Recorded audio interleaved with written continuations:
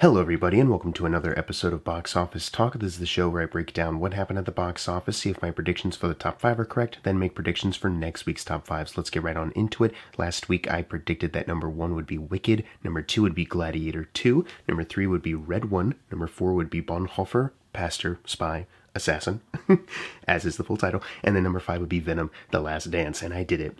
I freaking did it. All 5 of my predictions right once again, and it wasn't a only RedOne is coming out kind of win.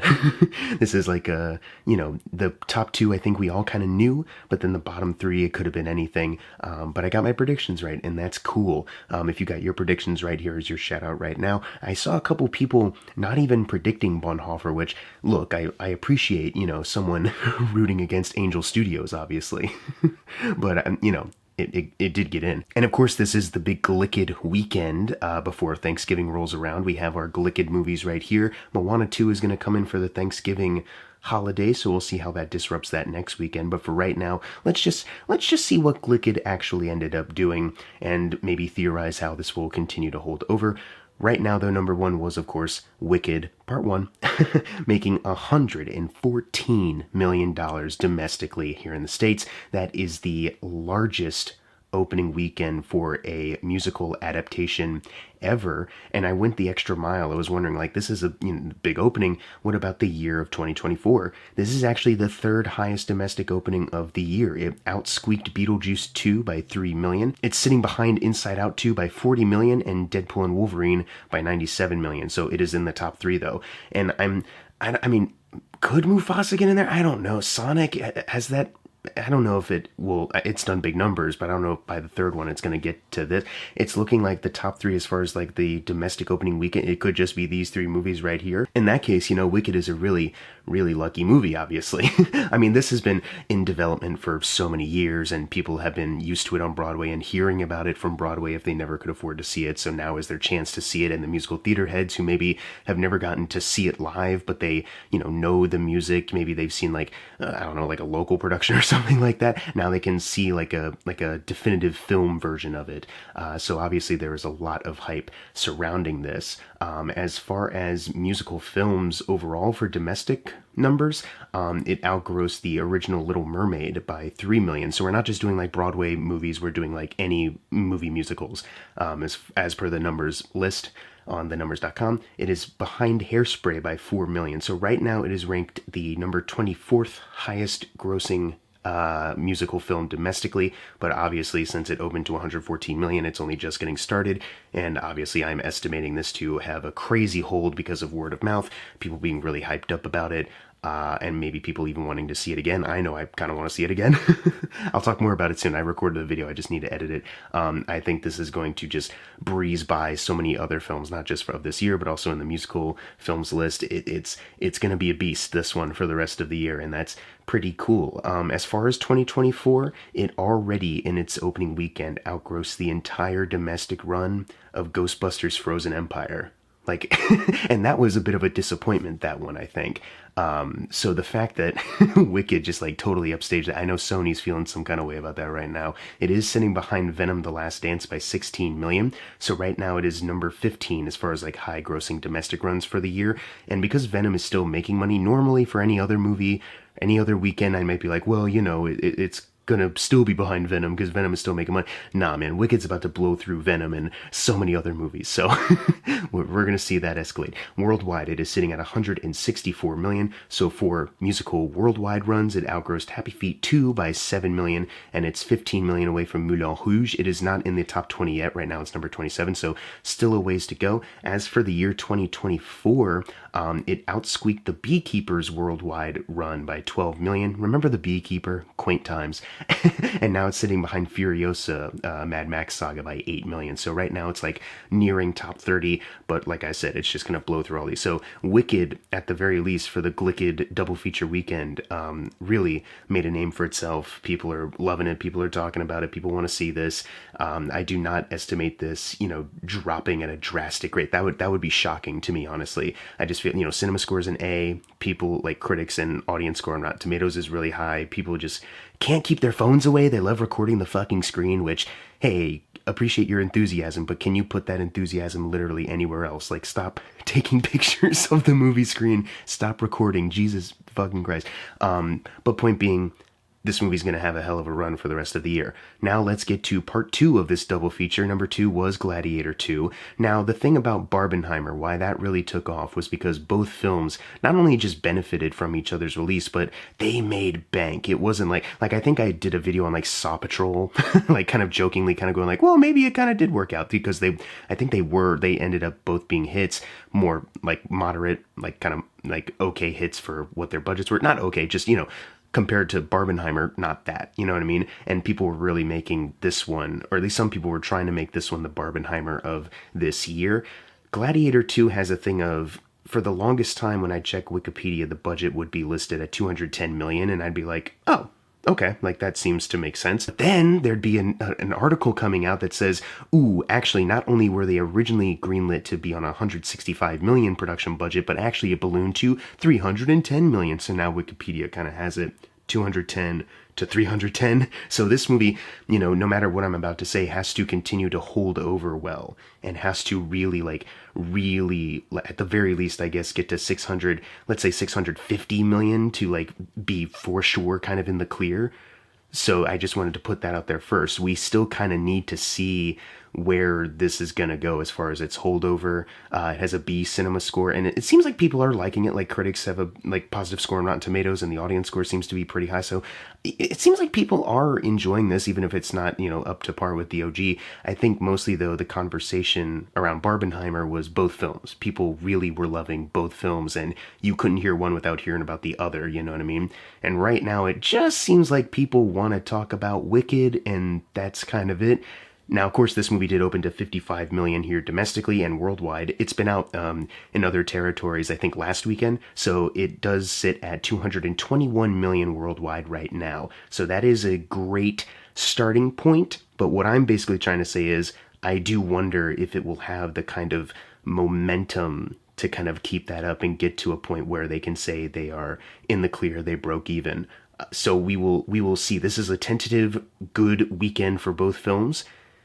But right now, it can also go either way for Gladiator 2, because, we got Moana 2 coming out in a couple days. That is another, family-friendly musical film that will be competing with Wicked, and it's a sequel to another popular film that did well. So we will see how Gladiator 2 continues to hold. It will be interesting, is all I'm trying to get at. I'm not trying to, poo-poo what Gladiator 2 has done already, just, it's good, but let's wait a bit. That being said, as far as opening weekends, it did have an opening weekend higher than the original film domestically by 19 million. It's also Ridley Scott's second highest opening weekend ever. 3 million below Hannibal and 1 million over The Martian. That sweet spot that gets it to number 2. It needs 132 million to outgross the original Gladiator. And as far as Ridley Scott's rankings, it did outgross the entire domestic run of House of Gucci by 2 million. It's sitting behind Napoleon now by 6. Those are his 2 recent films, in case you couldn't tell. So right now it sits in the top 12 highest grossing domestic runs for him. But when you do go to worldwide for Ridley Scott, it outgrossed Kingdom of Heaven by 3 million. It's behind Alien Covenant by 17 million, but that does place it at the number 9 spot. So domestically, it's not in the top 10 yet for Ridley, but worldwide, it is. It's in the top 10 highest grossing runs for him. No matter if it breaks even or not, it will probably go down as one of his highest grossing films, at the very least top 5 for both lists here. So that's something to be excited about. Worldwide, it needs 230 million to get to the original film. So, uphill battles in every regard. And like I said, it will be interesting to see if this does have the conversation, the momentum to keep it up there. Right now, it's this is cool, but anyways, that's Glicked. There you go. Number 3 is RedOne. No matter how you look at this movie's fucked. It made 13 million this weekend, so not a drastic drop. It is about 59%, so over half, obviously. That adds to a domestic total of 52 million, so it's 16 million away from Skyscraper now. It did not outgross any other $7 productions. Worldwide, it is sitting at 117 million, so it once again didn't outgross any other $7 productions. It's sitting behind League of Super Pets by 86 million now, so they hit small victory for them, maybe. It did get over 100 million worldwide. So, there's that, I guess. Like I said, with this budget, man, it still needs a hell of a lot more. But then again, it is Amazon streaming eventually, so maybe they don't care, but I think they kind of do. This isn't like an Apple thing. The thing about like Apple, like at first, why I was like so defensive was because like we're talking about like Killers of the Flower Moon. We're talking about the next Scorsese movie for some of them. So it was like they just want like like an awards contender. Like they only really care about that. Maybe box office is just the cherry on top. But when they get to some stuff like Argyle or Fly Me to the Moon, which usually could have been like big theater hits and then they weren't, that's when it's kind of like, okay, I think this experiment might have failed for you guys as far as like pumping so much money into these things. RedOne is obviously designed to kickstart a franchise and being, financially viable. And it's looking like it just isn't. Sorry, Dwayne. Good luck with Moana live action. Even though that, set photo looks like shit.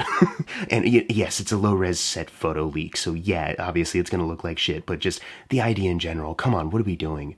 When that movie comes out, it'll be the 10-year anniversary. 10 years for a live-action remake? What the fuck? Anyways, number 4 is Bonhoeffer, Pastor, Spy, Assassin, making $5 million. Not sure what the budget of this thing is. I'm assuming it's, a little more than 5. As far as Angel Studios opening weekends, it is in the top 4 for them. It's $14 million below Sound of Freedom, $3 million below their release of The Chosen, Season 3, Episodes 1 and 2. And I feel, okay, if this is wrong, blame thenumbers.com. I'm not double checking because why would I? It's Angel Studios. But if that is wrong, if they didn't release that, or it's kind of, or there should be more The Chosens up here, blame them. I've noticed a couple times I have to like look up additional films that they're missing from certain lists, but whatever, it's fine. and opening weekend that's $2 million below Cabrini, so top 4. But it did outsqueak After Death, that documentary they released last year by a couple 100,000. So it's on par with a documentary no one cared about, and it's $6 million away from outgrossing the entire domestic run of that. So I don't know, whoop-de-fucking-do. Let's move on to number 5, which is Venom: The Last Dance, making $4 million, adding to a domestic total of $133 million. It's now sitting behind the original Venom and Let There Be Carnage by $80 million. Worldwide, it is sitting at $456 million, so that places it $45 million away from Let There Be Carnage. And it is also about $24 million away now from quadrupling that $120 million initial production budget. So they're inching closer to it. Maybe they have the momentum to get that extra $24 million, but either way, they've already tripled the budget, so they're probably good. Why am I sweating? I shouldn't be sweating. Only Sony executives should.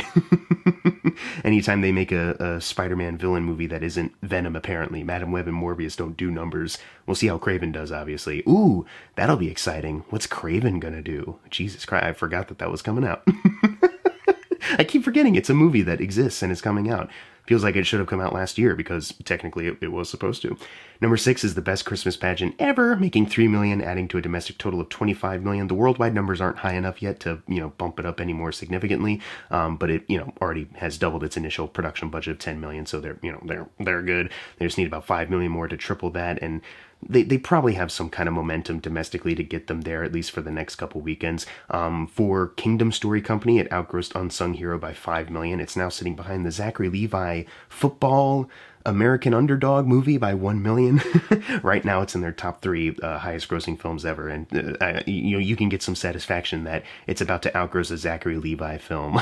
Fuck that guy. Anyways, number 7 is Heretic, making $2.2 million, adding to a domestic total of $24 million. And the thing about this, last weekend when I was like, editing my notes as far as like what was new this weekend, I was like, man, I guess I really fucked up, because I think I said domestically it was in the top 9 for them of all time. And when I checked today, I was like, I must have been missing some films. Maybe, once again, maybe the numbers fucked up their list or something, or maybe I was just looking at the wrong thing. It's actually in the top 13 right now, so it's still sitting behind The Witch by $2 million, and also We Live in Time by $1 million. So I think that's what it was. Last weekend I was writing down The Witch, and I didn't even write down We Live in Time. Maybe they just didn't have that in or something like that. I know it's still kind of making money, so maybe I just caught it at the wrong time when they were editing the site. I don't know. This is an amateur show. Who cares? I'm sorry. We're going to correct this right now, obviously. And then worldwide, it is bumped up to $31 million. So it's outgrossed Priscilla by a couple 100,000, and it's sitting behind Spring Breakers by $1 million worldwide. So it's in the top 16. So still some ways to go till it gets to a top 10, but it's still plugging away. And with a budget that was about 10 million or maybe a little below, at 31 million in total gross is pretty good. Notice how I'm not even bothering with the 65 thing anymore. Who cares? Nobody cares about 65. Number 8 is The Wild Robot, making 2.0 million, adding to a domestic total of 140 million. So it's not outgrossed any DreamWorks films yet as far as the lists go. So it's still behind Kung Fu Panda 3, this time by 3 million. Worldwide, 317 million, but it's still behind Megamind, this time by 4 million. So obviously when I say that, I'm not trying to put a negative spin on this. It's just, there's no news. It's about to outgross these films. We're just not quite there yet. Either way, you know, it's doing fantastic. And then, because I have nothing else to add, let's just keep moving along. Number 9 was Smile 2, making 1.11 million, very close, these bottom two, adding to a domestic total of 67 million. So 38 million now from the original film's domestic run. Worldwide, it is sitting at 135 million. So that's 82 million away from the original film.